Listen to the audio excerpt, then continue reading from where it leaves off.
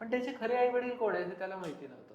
मग कृष्ण त्याला सांगतो की तू पण एक पांडवच आहेस, किंवा तू कौंतेय आहेस, तू राधेय नाहीयेस, तू कौंतेय आहेस, किंवा तू पार्थ आहे, म्हणजे पृथेचा पुत्र आहेस तू. तर हे ज्या वेळेला त्याला कळतं त्यावेळेला कृष्ण हेही म्हणतो की तू जर का माझ्या बाजूला आलास, तू जर का युधिष्ठिराकडे आलास, तर मला खात्री आहे की तू सगळ्यात मोठा पांडव असणार आहेस. तू सगळ्यात मोठा पांडव म्हणजे राज्य हे तुझं झालं, तू सिंहासनावर बसणार.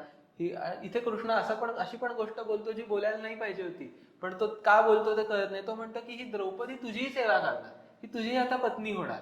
त्याला बरोबर माहिती होतं की कर्ण कुठल्या पॉईंटनी ट्रिगर होतोय. जिनी कर्णाचा स्वयंवरामध्ये अपमान केलाय असं कर्णाला वाटतंय, ती सुद्धा तुझी पत्नी होणार.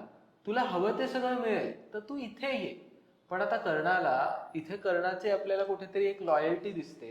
कर्ण म्हणतो की नाही, काही झालं, कितीही काही झालं तरी मला माहितीये जर का मी तिथे आलो तर युधिष्ठिर असा राजा आहे की जो मला राजा करेल आणि सगळं जे राज्य आहे ते माझ्या पायाशी ठेवेल, आणि त्याच्या पुढे माझ्यावरती जी बंधनं आहेत आतापर्यंत, मी ते अख्खं राज्य घेईन आणि दुर्योधनाच्या पायाशी ठेवेल. तर ही खात्री मला आहे. आणि मला दुर्योधन, जरी मला दुर्योधनाला आनंद द्यायचा असेल तरी सुद्धा दुर्योधन हा उत्तम राजा होऊ शकत नाही हे मलाही माहितीये.